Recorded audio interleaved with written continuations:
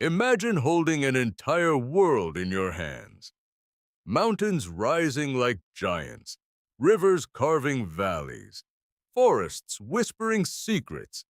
Every detail, from deserts to cities, shapes the story you're about to tell. Have you ever wanted to create a world so vivid that it feels alive? That's exactly what a fantasy map allows you to do. But it's not just about drawing pretty pictures. Your map guides characters, adventures, and even the fate of kingdoms. It's the silent storyteller behind every quest. Think about the iconic maps you've seen in novels or RPGs. They aren't just illustrations, they're gateways to imagination. And the best part, you can design your own from scratch. Imagine your readers or players tracing paths across mountains and rivers. Every decision you make shapes how they perceive your world. But where do you even start? The possibilities are overwhelming. That's exactly why we're here, to break it down, step by step. First, you need to understand the purpose of your map. Is it for a novel where readers explore your world visually, or for an RPG where players physically navigate it? This purpose will guide the scale, detail, and style of your map. Some maps are vast and epic, showing continents and oceans. Others are intimate, focusing on a single kingdom or dungeon. Before drawing, think about the story your map will tell. What conflicts, journeys, or mysteries exist in this world?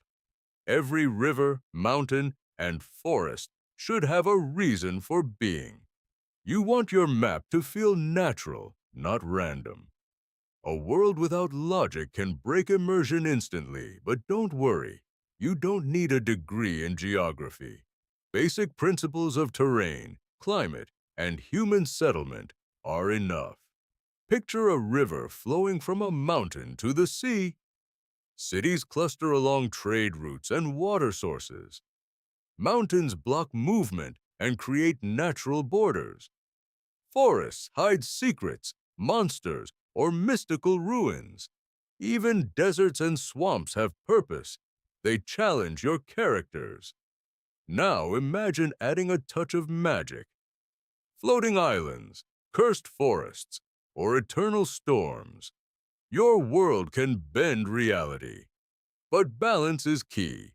Too chaotic, and the map loses credibility. Every fantastical element should have logic within your world. Readers and players sense when terrain feels real, even if it's imaginary. Let's consider scale. How large is your continent? How long do journeys take? Scale affects pacing, plot, and player experience.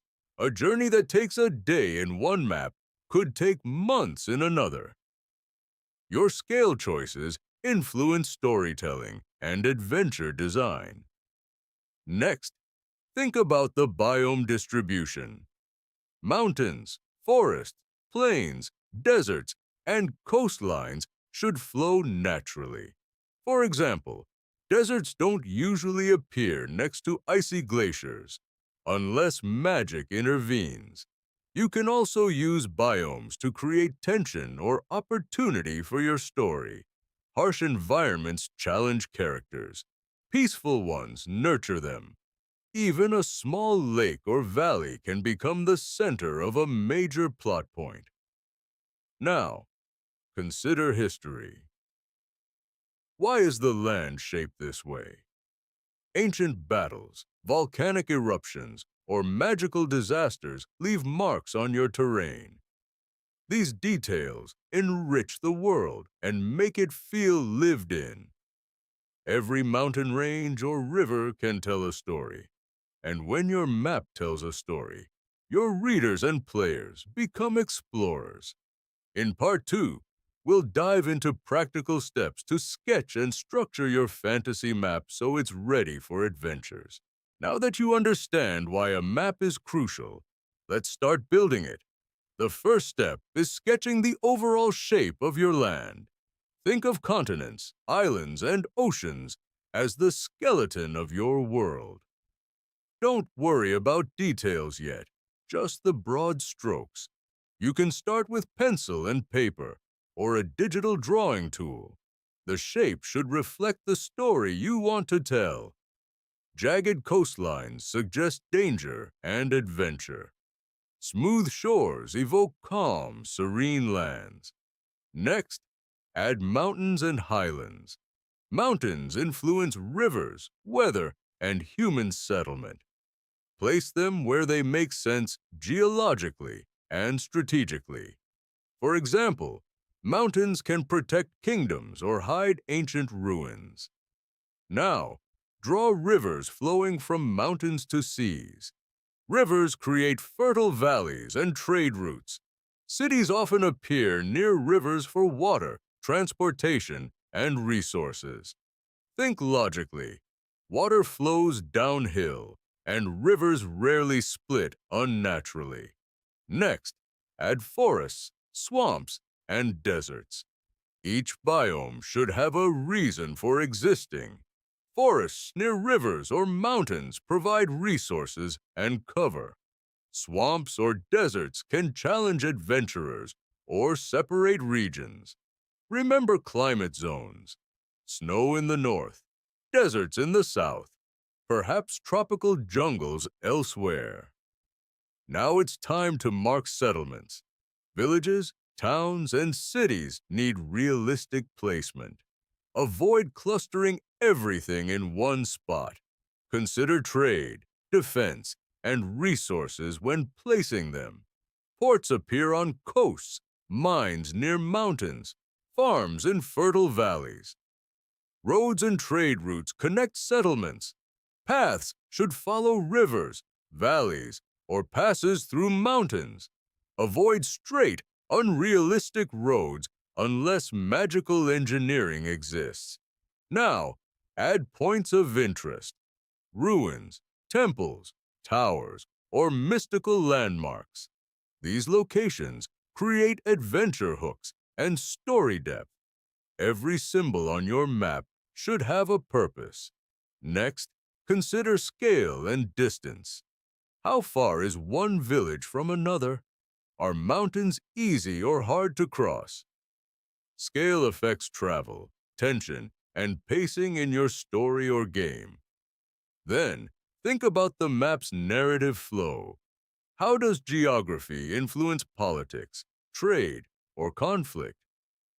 Rivers can be borders, mountains can be barriers, forests can hide enemies. Each element supports storytelling and gameplay. Now, add details like hills, cliffs, or minor streams. These small features make the world feel alive and realistic. Consider vegetation types, wind directions, and prevailing climates.